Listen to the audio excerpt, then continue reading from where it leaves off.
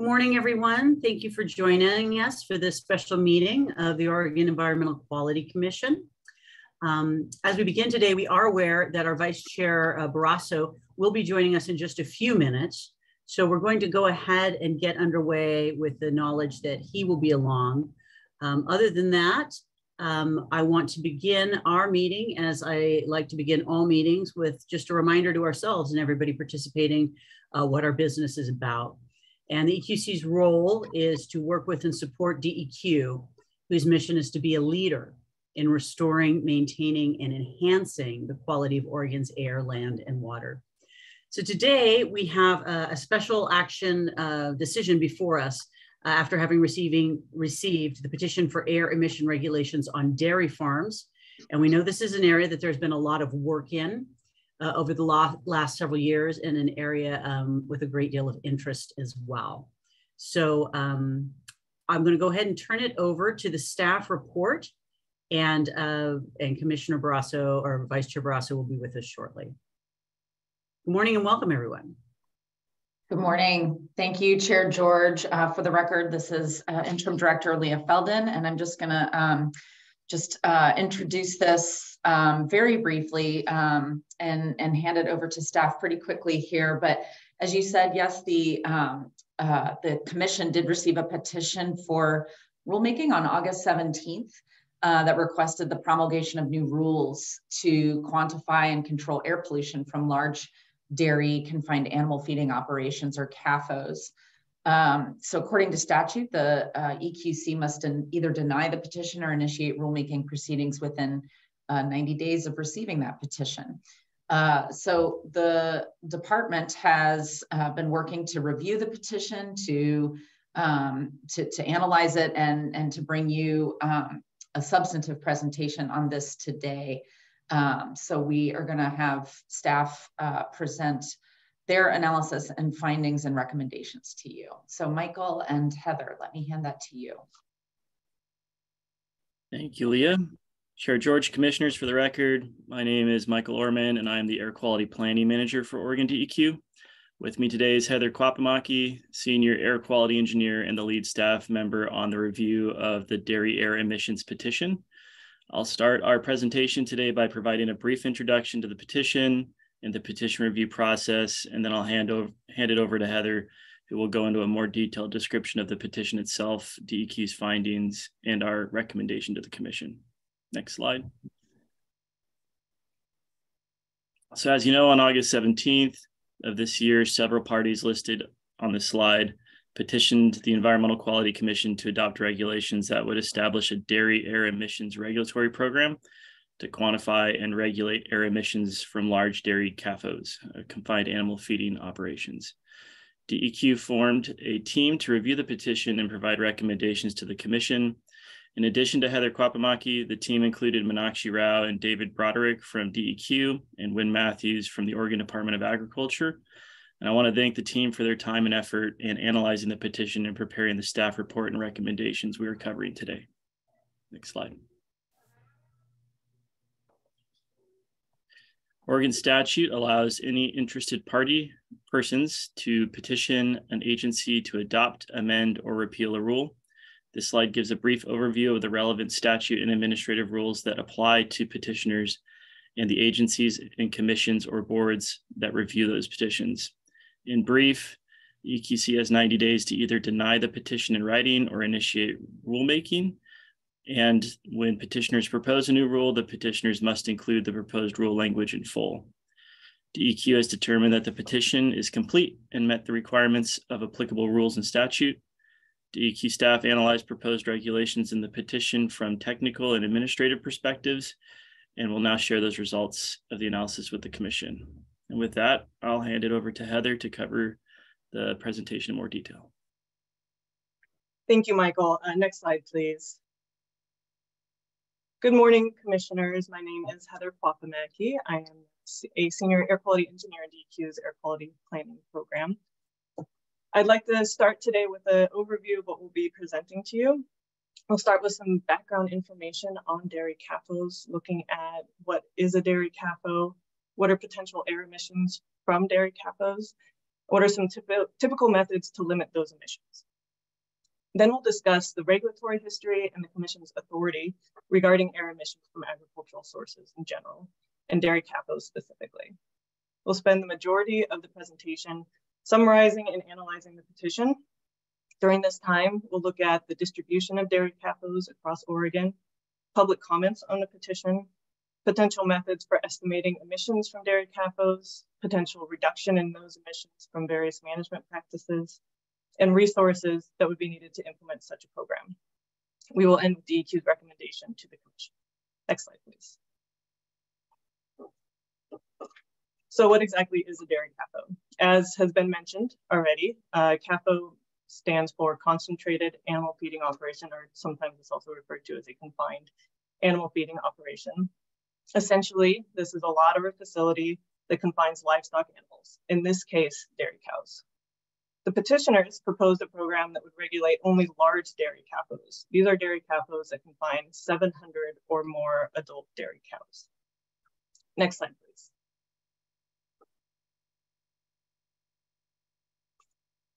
The petitioners indicated concern with air emissions from dairy CAFOs. There are many potential sources and types of emissions from dairy CAFOs. For example, emissions from animal housing can include ammonia, volatile organic compounds, carbon dioxide, methane, nitrous oxide, and hydrogen sulfide. While emissions from manure handling and storage practices can include ammonia, volatile organic compounds, particulate matter, hydrogen sulfide, carbon dioxide, methane, and nitrous oxide. Other sources include feed types, storage and handling, animal bedding management, and the animals themselves. A DEQ program to regulate these emissions would need to be able to take all of these potential sources and how they interrelate into account to quantify estimated emissions and changes in the emissions from changes in management practices. Next slide, please. It's important to remind ourselves, why are we concerned with these emissions? We are concerned because they can cause human health impacts, environmental impacts. They can contribute to ground level ozone, contribute to haze, which limits visibility, and can contribute to climate change. Next slide, please. DEQ looked into some of the potential management practices that can be used to reduce air emissions from dairy CAFOs. Some examples listed here are ventilation, lagoon covers, and waste management. This table is just a sample of some of those BMPs, and we'll discuss this more further in the presentation. Next slide.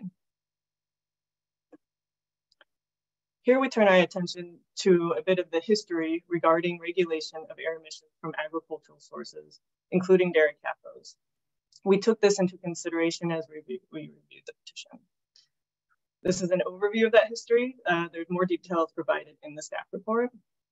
On a federal level, EPA has been attempting to establish methods to estimate emissions from agricultural sources since at least 2001. This first attempt was using emission factors.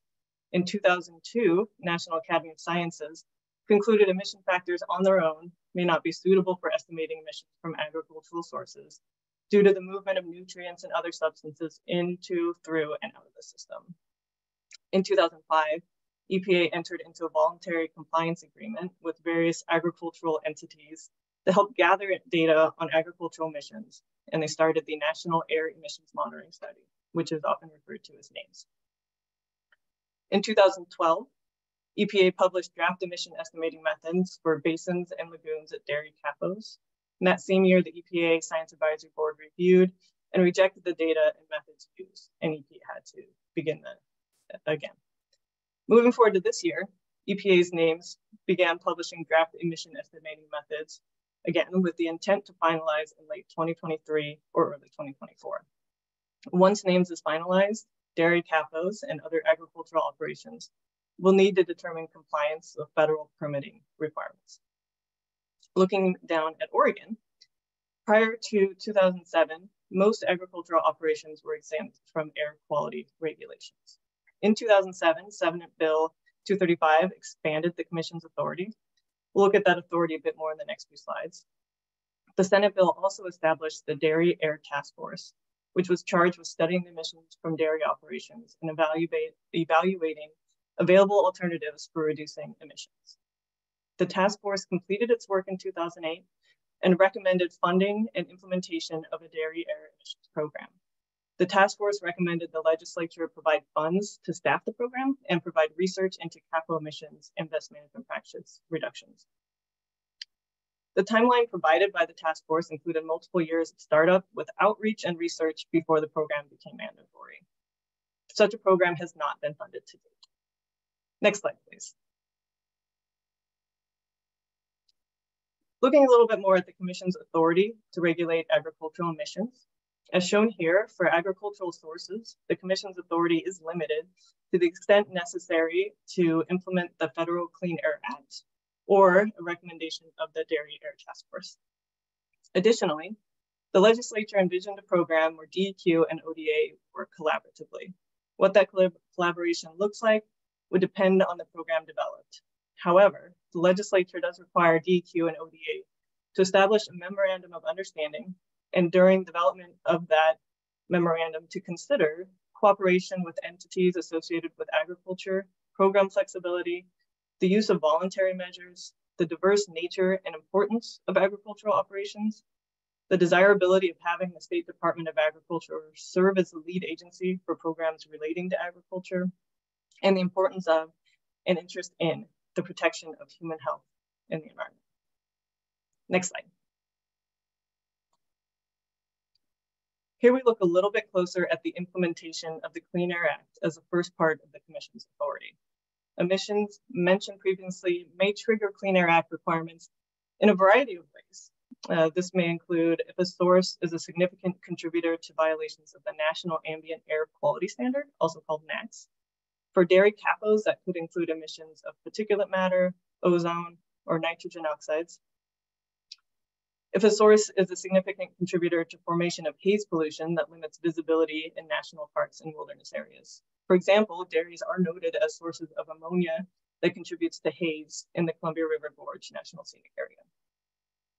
Or if a source emits a sufficient quantity of an air contaminant to trigger federal air quality permitting. For dairy CAFOs, this could include volatile organic compounds such as methanol, particulate matter, hydrogen sulfide, or nitrogen oxides. Next slide. The second part of the Commission's authority is to implement a recommendation of the Dairy Air Task Force. This slide is a brief summary of the 2008 final report findings. More details are provided in the staff report, including a full copy of the task force report. As an overview, the task force recommended developing a program that would apply to all dairy CAFOs with a water quality CAFO permit, focus initially on ammonia, methanol, and odors, include flexibility, and include funds for DEQ ODA in partnership with the local university. Again, that funding has not happened to date. Next slide, please. The last number of slides, we provided the larger framework that DEQ used to review the petition. Here we provided a high-level summary of that petition. More details, including a copy of the full petition, are included in the staff report. The petitioners propose a program that is more limited than the Dairy Air Task Force recommendation. As mentioned previously, the petitioners propose that only large dairy CAFOs, or those with 700 or more dairy cows, be regulated by the program. The petitioners recommended that DEQ provide all oversight and implementation of the program. The petitioners propose a program that would require these large dairy CAFOs to calculate their emissions using a DEQ-approved model. These calculated emissions would establish which tier the dairy CAFO was subject to and require the use of best management practices to reduce emissions based on their assigned tier. Dairy CAFOs with the potential to emit any regulated pollutants in excess of a Federal Clean Air Act permitting threshold would be considered Tier 1 sources. All other dairy CAFOs would be considered Tier 2 sources. To conduct our analysis of the proposed program, we asked the following questions. First, do we have enough information now to analyze farm level emissions to assign tiers? Second, do we have enough information now to quantify emissions reductions from best management practices? And third, what resources would be needed to establish and implement such a program? Next slide, please. Here we have a map showing the relative size and location of dairy CAFOs in Oregon that currently have a water quality CAFO permit. This provides a high-level look at potential impacts both at a statewide and airshed level, and potential impacts on areas of the state where DEQ is required to prioritize visibility improvement. These are the Class 1 areas in the Columbia River National Gorge scenic area. It's also important to understand the potential number of dairies that would fall into different tiers that the petitioners proposed. In the 2008 task force recommended program, all 236 sources shown on this map would be regulated. As mentioned previously, under the petitioner's proposed program, sites that have less than 700 adult dairy cows would not be regulated. These sites are represented by orange dots on this map. To examine the petitioner's two-tier system, DEQ needed to find a way to estimate sites that may exceed a Federal Clean Air Act permitting threshold. EPA's NAMES work intends to provide this in late 2023.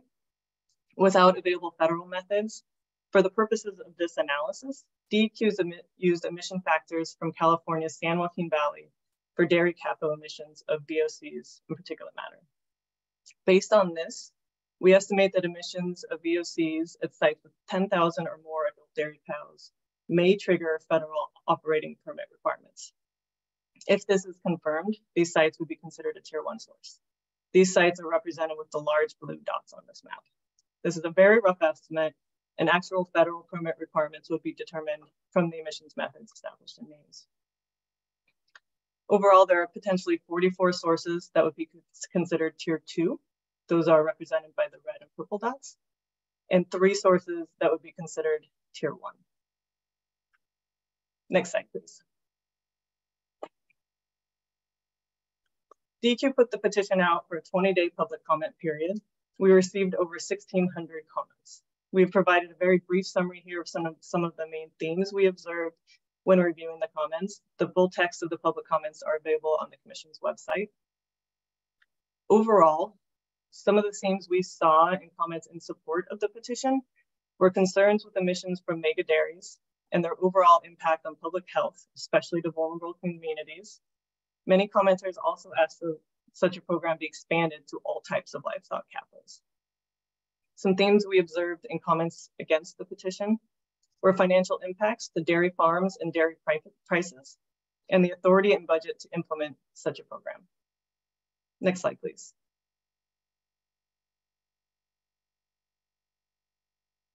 In order to establish any dairy air emissions permitting program, DEQ would need to have information on the actual emissions from the sources, as well as potential reductions expected from various management practices. DEQ found 3 various types of methods available to calculate these estimated emissions. The staff report goes into more detail on each of these methods, how they work, and the types of information needed to use them. The petitioners proposed using the Dairy GEM model. This is a model that was built by USDA to support farmers.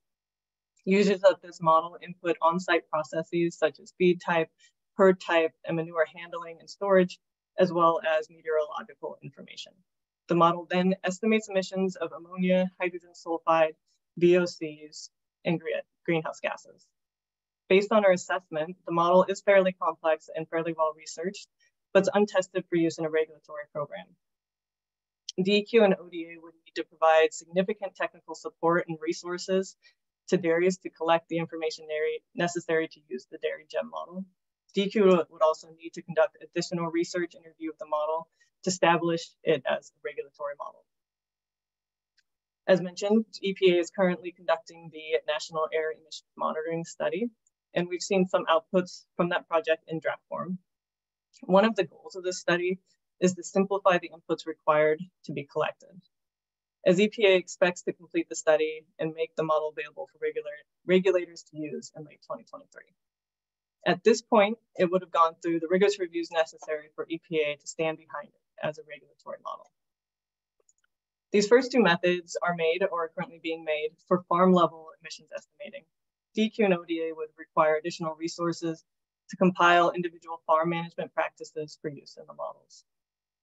As part of our analysis, DEQ wanted to examine potential statewide emissions from dairy CAFOs. To do this, DEQ used emission factors. This is essentially an estimate of emissions based on the number of cows. As mentioned previously, the National Academy of Sciences has questioned using this method for farm level emissions estimates due to the complexities of these sites. However, this method can be useful for looking at a larger scale, such as statewide or countywide. The emission factors we use in our analysis were from the National Emissions Inventory and those from California's San Joaquin and South Coast air districts. These California emission factors were established with fairly limited data and incorporate local meteorology and management practices and would not be suitable for use in a statewide dairy emissions regulatory program. Next slide, please. In our assessment, we looked at the potential impact of emissions from these dairies statewide. As discussed before, this is just a high-level estimate, and localized impacts would require additional resources and data to analyze. DEQ reviewed national emissions inventory figures to examine dairy emissions in the context of other statewide emissions. For this analysis, we excluded exceptional events such as wildfires because they can vary significantly year to year. As shown here, ammonia emissions from dairies represent about 13% of the statewide total and over 6 times all waste sources. They do appear to be a fairly small contributor to particulate matter and VOCs on a statewide level. Again, these figures do not account for potential localized impacts. Next slide, please. The petitioners also stated that dairies are a significant contributor to greenhouse gas emissions statewide. Based on DEQ's greenhouse gas reporting program, in 2014, dairies represented about 1/5 of all agricultural emissions, and dairy CAFOs emitted almost 1 million tons of CO2 equivalent in that year. Next slide, please. The petitioners propose a program that would require DEQ to establish BMPs for sources and quantify reductions from those BMPs. Based on our research, there are no established ways to quantify the reductions. We mostly found ranges of potential reductions, as you can see on this example table. This table is a subset of a larger table from a joint EPA-USDA reference guide. To establish a dairy air emissions program, DEQ would need to have accountability, including data on the environmental benefits of the program. It would take significant work for DEQ and ODA to evaluate best management practices and quantify their associated reductions. Neither agencies are currently resourced to do this work. Next slide. Overall findings, looking back at the questions we asked when we started this analysis. First, there are no established emissions estimating methods for regulating dairy CAFOs that could be used as is in Oregon. There is ongoing work with EPA NAMES program, and there are other methods available, such as Dairy GEM, that may be suitable, but would require significant additional resources to assess and implement. Estimated emissions reductions from best management practices are widely variable. This is another area where additional resources would be needed to establish methods to quantify the emissions reductions from best management practices. DEQ and ODA would require additional resources to implement a successful dairy air emissions permitting program. The level of resources needed would vary significantly on the complexity of the program and the roles established for each agency. Overall, resources would be needed to prepare a collaboration agreement between DEQ and ODA, conduct additional research into methods for estimating emissions and reductions, provide outreach to farmers, potentially affected communities, and other partners, and to develop, implement, and maintain the program. Next slide, please.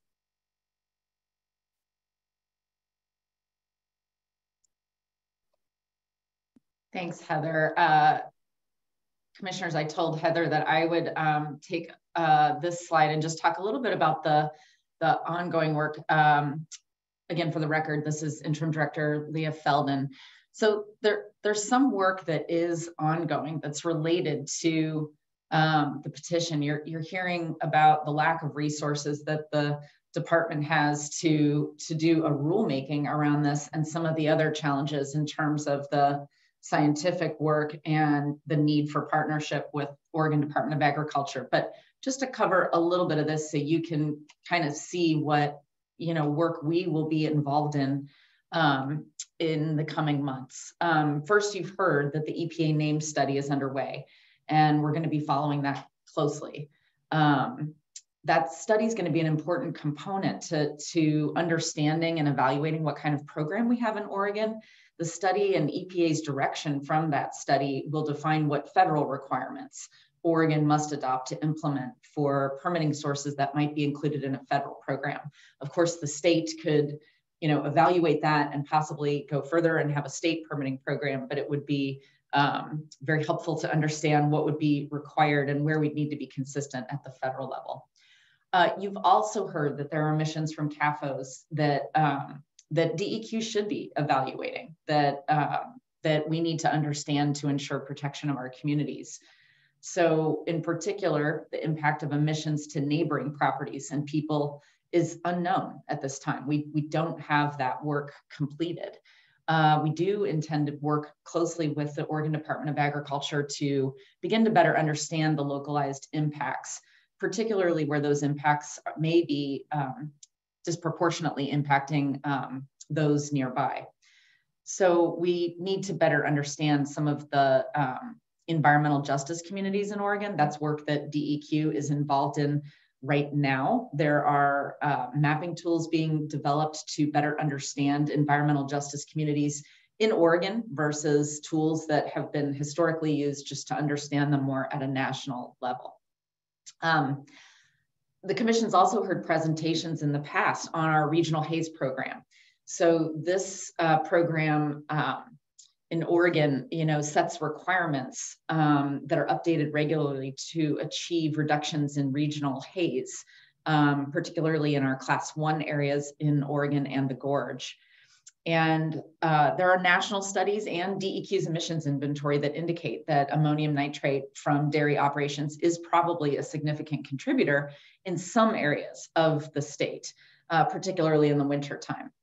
So this program also plans to further investigate these potential contributions to haze formation in the next round of planning for regional haze work in Oregon. And finally, I just want to note, it's not noted on this slide, but there are ongoing discussions in the legislature around this topic. There is currently, many of you have probably heard that there is a poultry work group going on right now. And while they are not tasked with recommending legislation, that group is looking at these issues, and they've broadened their conversations recently to discussions including other types of CAFOs beyond poultry and air emissions in particular. And I know they've had some discussions on the work of the Dairy Air Task Force back in 2008. I think it seems likely to us at DEQ that there will be discussions on this issue at the legislative level in 2023. And certainly those would include consideration of DEQ and Oregon Department of Agriculture's roles in this work. Okay, Heather, I'll hand it back to you. Thank you, Leah. Next slide, please. And this slide shows DEQ's recommendation to the Commission, DEQ's recommended motion language. That concludes our presentation. We are happy to answer any questions at this time. Thank you very much for the presentation. Commissioners, do you have questions or comments about the presentation?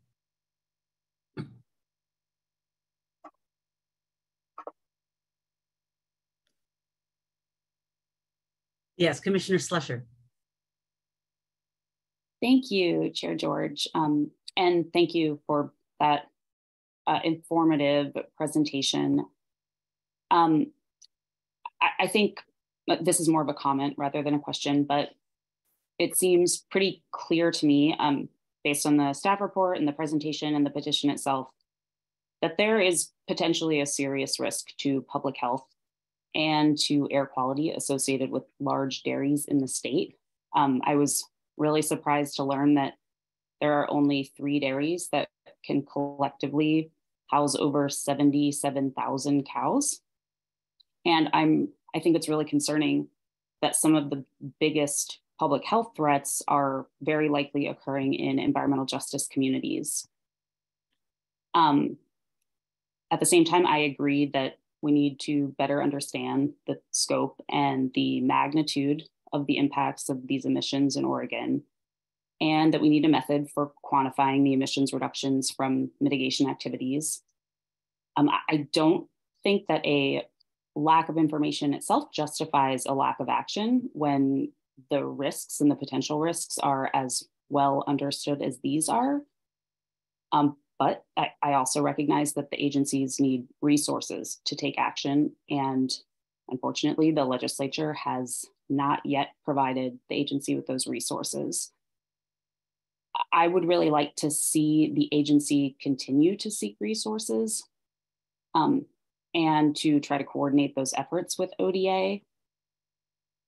And I would also like to see the agency, regardless of the outcome of the vote today, to make a commitment to come back to the commission in 12 months to provide updates on the status of the EPA names process, the coordinated efforts of DEQ and ODA to better understand the local impacts of dairy emissions, particularly in EJ communities, including the overlapping impacts from air and water contamination in Morrow County, and to provide us with an update on the findings from the legislative workforce or task force work group committee.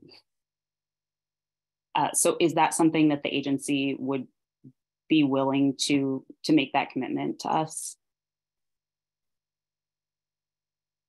Interim Director Felden. Thank you, Chair George. Thank you, Commissioner Schlesser. I think that would work really well, actually. And I outlined some of this ongoing work that is going to be happening. The reality is there are very few resources, but that work is going to happen. We are going to be watching the name study. We do need to understand where EPA goes with that, and that'll give us a good idea of what sources would be regulated at the federal permitting level in Oregon. And I think then, we can really understand, we can begin to work on what would a gap be if there are other sources that we feel need to be regulated in Oregon, either due to regional haze or due to some of the localized impacts. I think an update would work really well. I do want to stress the continued need for resources. When the Dairy Air Task Force considered this topic and considered regulation and made the recommendations to the legislature back in 2008, the initial requests that followed by DEQ and the Department of Agriculture in 2009 and 2011 were not resources to stand up an entire program. The initial resource ask was for a position at each agency to begin the technical work of figuring out, what is the state of Oregon in regards to air emissions from dairies. So I just hearken back to that because I think it demonstrates that there is work to be done in terms of research and analysis to understand where our issues are and where the impacts are the greatest, to then understand what kind of a program, how big of a program, how many resources would we need to run an appropriate program, and then of course figuring out the roles between the two agencies. All that said, though, I think a year time frame to come back and let you know what we've learned makes a lot of sense, and we can certainly commit to that. Thank you. Commissioner Kyle. Thank you. First of all, I'd really like to thank the petitioners for raising this important issue. These types of petitions, I think, are a very powerful tool by which the public can raise their concerns about unmet issues in their community. So I really do appreciate this being brought to our attention, and I appreciate the thoughtful presentation today and the consideration of this petition. My questions, though, are a little bit more along, and actually Interim Director just started to mention this, is initiating a new rule and a new program is a substantial resource, requires a substantial amount of resources. So my first question is, what are the resources that would be needed by the agency to be able to stand up a new program like this? And then also, this is kind of shared authority with Oregon Department of Agriculture. And I'd like to hear a little bit more about that shared authority and the collaboration that is needed to initiate a rule around these types of agricultural facilities? So it's a two-part question. Chair George, if I may, Interim Director Leah Felden, for the record, I'm going to start off, and Michael, I'm going to also allow you to talk to this a little bit. I think the honest answer, Commissioner Kyle, is that right now it's unclear what resources would be needed to stand up the entire program. And again, I think that is because we haven't had the resources to, I would say, fully scope the issue. You know, the agencies, of course, when we stand up a regulatory program, we do that based on a scientific foundation and a data foundation that says, this is the scope of the issue in Oregon. This is how it should be regulated. And based on our analysis, that looks like this large of a permitting program or this small of a permitting program, or is it a general permitting program that folks just register to, or is it an individual permitting program, which is much more complex and time intensive? Those are the pieces that together DEQ and ODA really need to look to. Michael can go a layer deeper in terms of resources needed to do some of that initial work. But you know, in terms of the partnership, you've heard the statutes, again, back to the Dairy Air Task Force of 2008, the statutes really do contemplate a partnership role in this. And in the water quality program, DEQ and Department of Agriculture have a partnership role. We have agreements between the agencies in terms of how we execute on achieving water quality goals around agricultural properties in Oregon. The statutes are not definitive in terms of where majority of the work lies in terms of DEQ or ODA.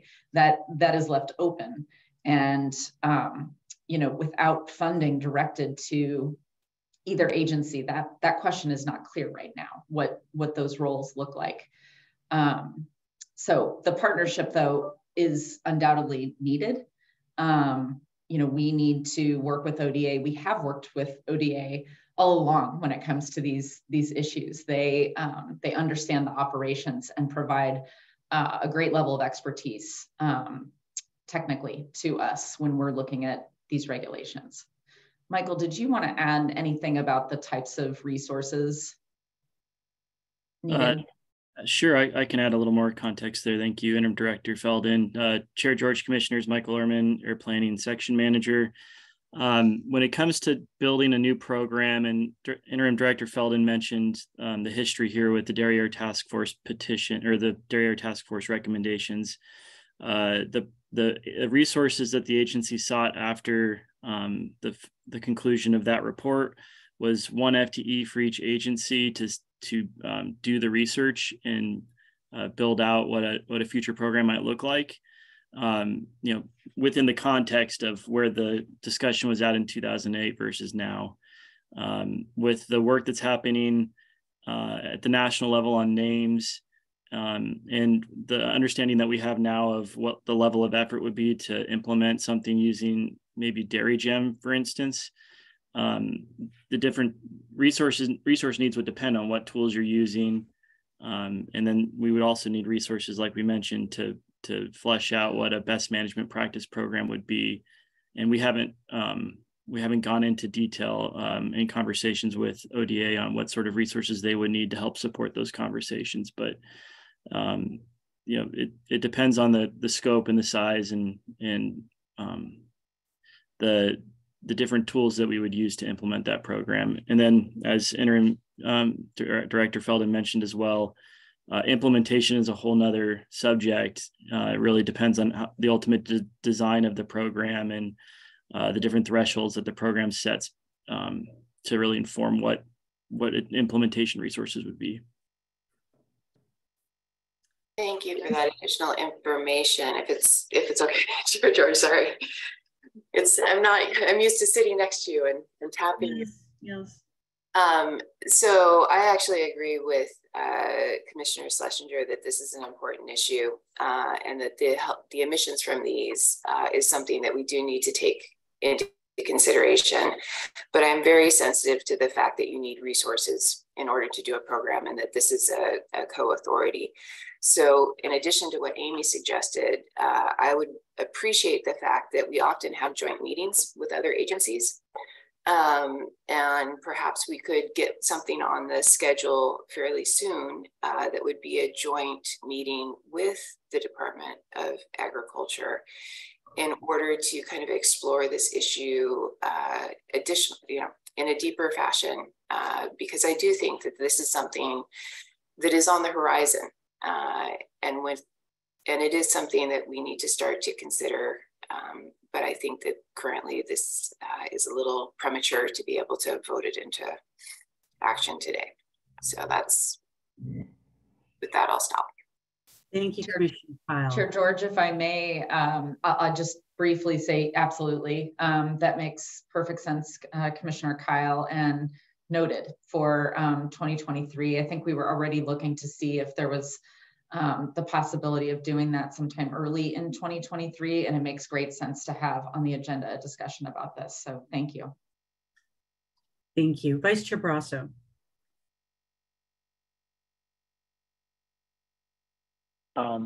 Good morning. I just want to equally thank the petitioners for bringing this to our attention. I mean, just tracking the long history of this conversation with both the agency, the legislature.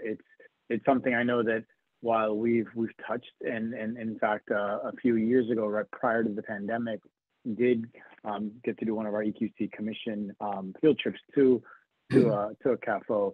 It's something that hasn't, I will acknowledge, been on my particular radar, I will say. And so I just appreciate this coming back up. I know that it's been in the conversation for a long time, and I can appreciate the pain that it is, that feels that this has been an issue that's been raised for a while and hasn't received its due attention. So I just want to acknowledge that and know that doesn't necessarily make this right, but also recognize there's a good bit of work to do here, and I think probably an opportunity to reevaluate some of those recommendations and see and explore, given the context of where we are today, given that some of those recommendations came out well over 10, 13, 14 years ago, that there's probably a way to reevaluate and look at that and explore some of those environmental justice considerations in a way that may take what is very big and make it more manageable in terms of evaluating and taking potentially more targeted approaches to that. So I appreciate this resurfacing in front of us and getting to dig into this. There's quite a bit of history here and real history with the legislature as well, which is important in terms of a body that's going to be critical to bring those resources to do this work. But I also think that in many ways, this gives us an opportunity to come at this with a fresh set of eyes. So I look forward to doing that work with the Commission as we move forward. Thank you, Vice Chair. Commissioner Addington. Good morning. Thank you. I also want to thank the petitioners. I want to thank them for reaching out to me personally, and I learned some things, and I appreciate that effort. I want to say it's just, it's just not as clear to me, the problem here. I understand the ammonia issues. I'm not sure I'm fully tracking everything else as it relates to air quality and how this stacks up in the list of other air quality priorities that the department has. And obviously the resource issue is at the forefront on that. But again, I just am wondering, like, bang for the buck, is this do us the most good from an air quality perspective? And I guess I'm just throwing out there that I don't think I understand that yet. I want to say too, with regard to the petition, and just, I guess, editorialize just for a second and say, when I look at the list of petitioners and their missions, I'm just not as convinced that this is all about air quality. I think this has to do with views about animal agriculture in general. And I just think we need to be aware of that and not mix that up, because that's not our role here, is making decisions about animal agriculture if it doesn't pertain to environmental impacts. And then last, I just can't help, this has always bothered me. I've read a lot of the comments and the terminology about industrial farms or mega dairies, corporate farms.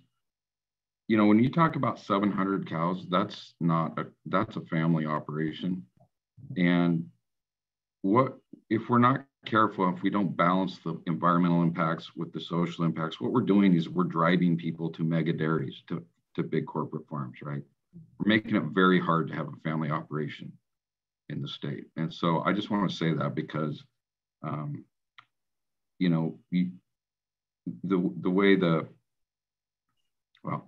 I'll leave it at that. But 700 cows, I think people would prefer to be smaller operations, but I think the economies and the regulations that we have imposed on ag communities have made things get bigger and bigger and bigger. Thank you. Thank you, Commissioner Addington.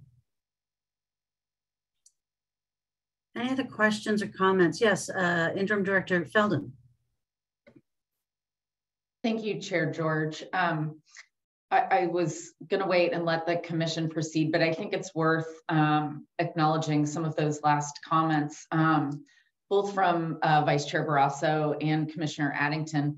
I actually see a dovetailing of some of the comments there, and that's that, you know, Commissioner Barrasso, you raised the fact that you know, the Dairy Air Task Force was many, many years ago, and we do have new data. We're looking forward to more data. And now that we're taking a look at environmental justice impacts, I think what I heard you say is that it's possible that we would take a different, more tailored approach if we are, you know, considering those.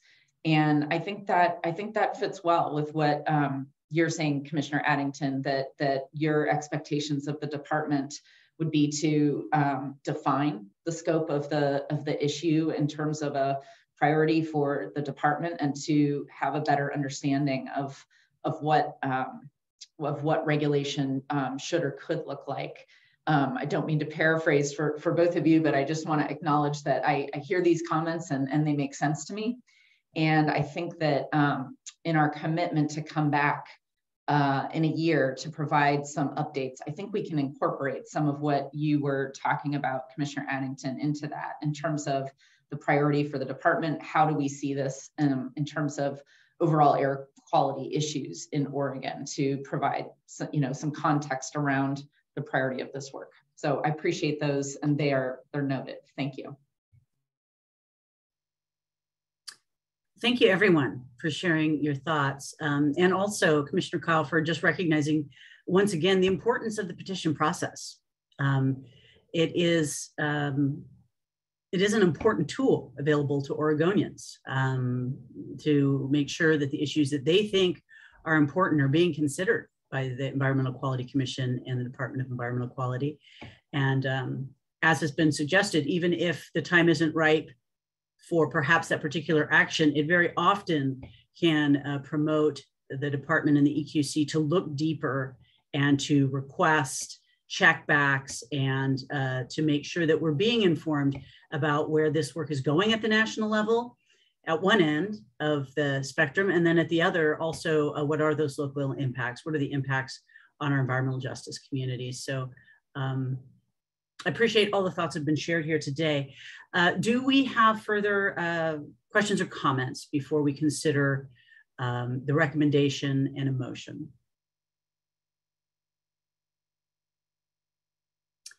All right, then, commissioners, I think we are ready. I would entertain a motion at this time.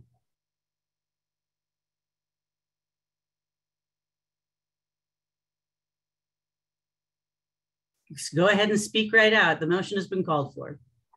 So this is Commissioner Kyle. I move that the Oregon Environmental Quality Commission deny the petition in writing on new rules proposed by the Food and Water Watch and co-petitioners on August 17th, 2022. Thank you. Do we have a second? Second. Commissioner Barrasso. Motion's been made and seconded. Do we require further discussion?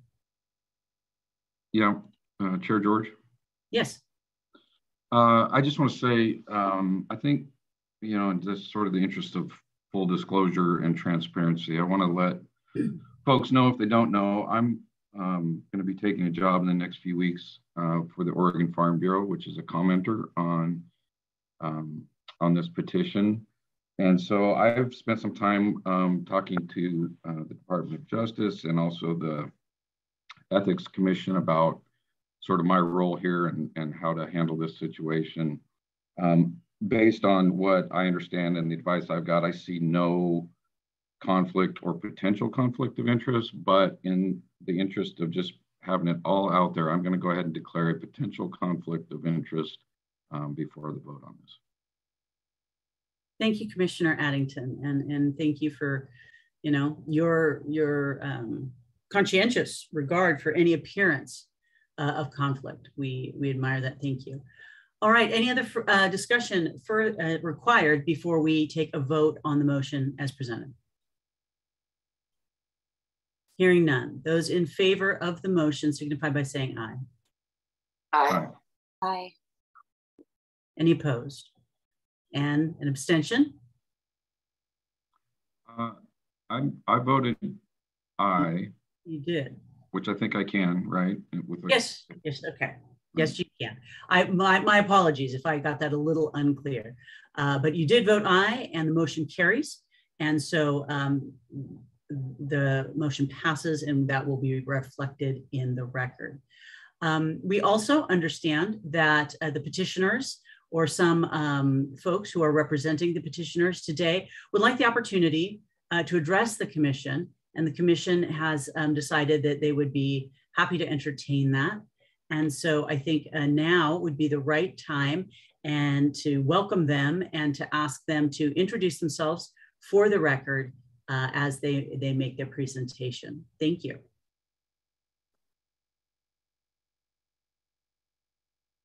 Hi, can everyone hear me?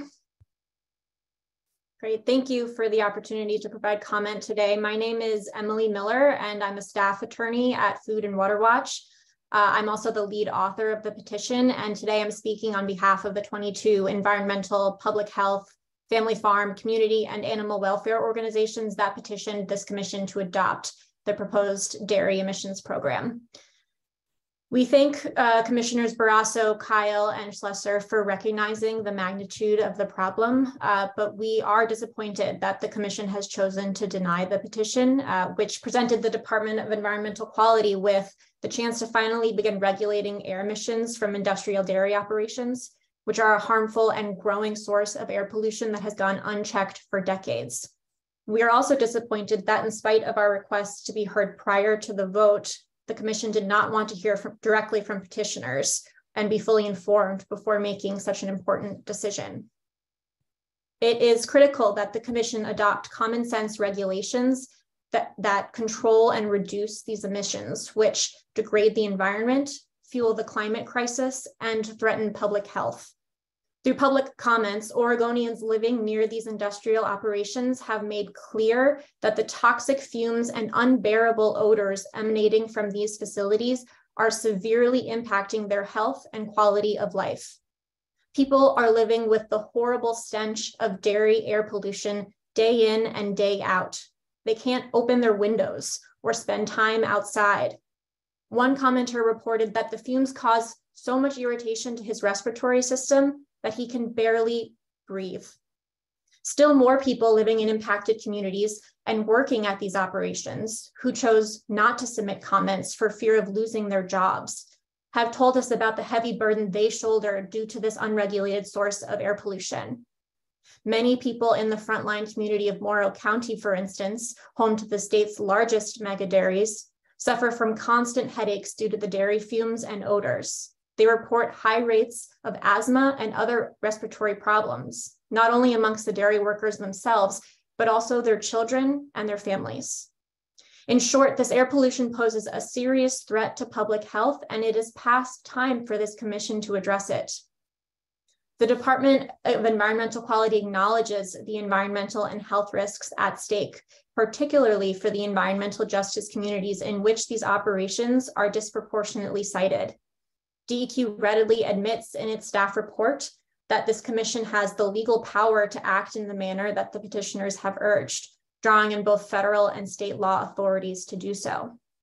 Furthermore, the department's own analysis shows that several of the state's largest dairies are operating in violation of the Federal Clean Air Act without the requisite air pollution permits. DEQ concluded that based on currently available emissions estimating tools, between 3 and 5 dairies likely exceed federal permitting thresholds for volatile organic compounds, and that still more could be violating federal permit requirements for the release of methanol, an especially hazardous air pollutant. The department cannot simply decide to ignore these violations. It must uphold its duty to implement and enforce the Clean Air Act, and it could have done so by granting this petition. Failing to act not only undermines Oregon's Clean Air Act program, but it also puts out of compliance dairies at risk of liability through citizen enforcement actions.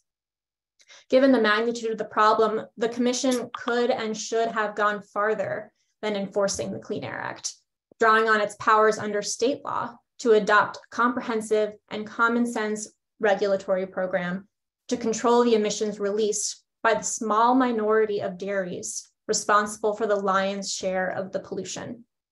The program proposed by petitioners would have achieved just that. Though DEQ has all the information, expertise, and high quality emissions tools it needed to make the right recommendation, it has nevertheless recommended no action be taken. This recommendation is unsupported by the facts presented to it and completely ignores the overwhelming majority of public input. It is also based in part on a completely incorrect analysis of an ongoing EPA process, which aims to develop new tools for estimating dairy emissions. Ms. Kuomaki and Interim Director Feldham's characterization of the names process today was simply factually wrong. Contrary to what the department suggests, this federal effort has no effect whatsoever on a state's obligation to implement or enforce the Clean Air Act against dairies, nor will it result in any binding requirements on the industry at large if new tools are ever finalized. As we explained in great detail in our comments, there are also numerous fatal flaws with EPA's now 13-year-old study, which is far from ongoing, so much so that the EPA's own Science Advisory Board lambasted that study, concluding that it is incapable of predicting emissions because of the data set used being too small and non-representative. Simply put, the names process will never result in usable emissions methods, and it is not a valid reason to reject or postpone implementation of a dairy emissions program in Oregon. By denying the petition, the commission has ignored the consequences of unregulated emissions from Oregon's dairy on our health, environmental justice communities, and climate, and missed a critical opportunity to take necessary action to protect Oregonians. We are deeply disappointed with your decision. Thank you. Thank you for your comments. All right. Deputy Director Feldham, do you have any further comments at this time? I think one of the things that two of the commissioners, and I agree, have requested is that in no less than a year, DEQ come back to the commission to report on the status of the names process, the status of DEQ's work to gather data and advance the technical evaluation, especially of as the work advances in regard to some of the best control technologies or the best practices, how those might be approached. And also, we've particularly called out our concern for environmental justice communities and local impacts on folks living in and around and working in the dairies. So those are the issues that I definitely heard highlighted. And so Leah and Stephanie, if you could help us articulate those requests, and so we can memorialize them as part of this meeting, I think we are making that request. and that in no less than a year. And at the same time, as you said, we know that there's legislative work going on and there's national work going on. So, you know, it could be that there's a natural kind of timing point that presents itself as a good time for an update. Does that sound right to you? Is that what you heard, Director Feldin? Yes, Chair George, that is what I heard. I think that's exactly right. We have noted that we will be coming back to the Commission to talk with you about several things, about any progress on EPA's part in terms of their study or potential required regulation that comes from that. And the department believes that there is potential regulation that could result there. We would also be coming back to talk to you a bit more about the work of the legislature and as well as regional HAZE. I want to emphasize that regional HAZE is a program we are funded to do. That is an area where we have work that includes a look at impacts from the agriculture industry writ large. And I also want to, well, a couple of things. We also heard an interest from the Commission in having a joint meeting with the Department of Agriculture, which I think would be really helpful. As the Chair and the Commission know, we do have liaisons on our, on our Commission, and we have a liaison with the Board of Agriculture, and we do utilize those relationships when we need to work together in partnership. And I think a joint meeting would be appropriate to discuss these issues and the resource needs. And finally, I would say I want to acknowledge the disappointment of the petitioners. I want to acknowledge the clear time and effort that went into that. And you're correct that the department does see and has analyzed that there are issues that need further attention. So we would certainly offer to meet, the department would offer to meet with petitioners as well, so that we can update them on our work and talk a little bit about what we see coming on the horizon. I just have to emphasize, if we were to have recommended that these rules be put in place, we would still not have a program. There would be rules that we could not implement. So the resource need is real. There are no resources at DEQ to run this program. And that would be really irresponsible, frankly, of us to recommend. So that's really where we're coming from on this. We want to do this the right way. If we're going to have a program in Oregon, it has to be resourced. Thank you, Deputy Director. And I do anticipate that we will be hearing in our legislative updates more about this discussion, because we know folks are doing work at that level, and it will impact DEQ and the Department of Agriculture. And so I'm sure it will come up in that context as well. And we know that our assistant, Stephanie Caldera, can also help us make sure that that goes on our calendar to ensure that that check-in happens at the right time, but in no less than a year. Do we have any other comments that we need to take care of? This is, of course, a special meeting that has been held to consider this petition because of the timing requirements of our petition rules. And so we do have another EQC meeting coming up before long, but is there any other business we need to take care of at this special meeting today? Hearing none, I would entertain a motion to adjourn. This is Commissioner Kyle, so moved. Do we have a second? Commissioner Slusher, second. Motion's been made and seconded. Does anybody object to adjourning? Hearing none, we are adjourned at 9:41. I want to thank everybody who took the time to be with us here this morning, including the petitioners, and wish everybody a good day, and this work continues. So thank you all. Thank you.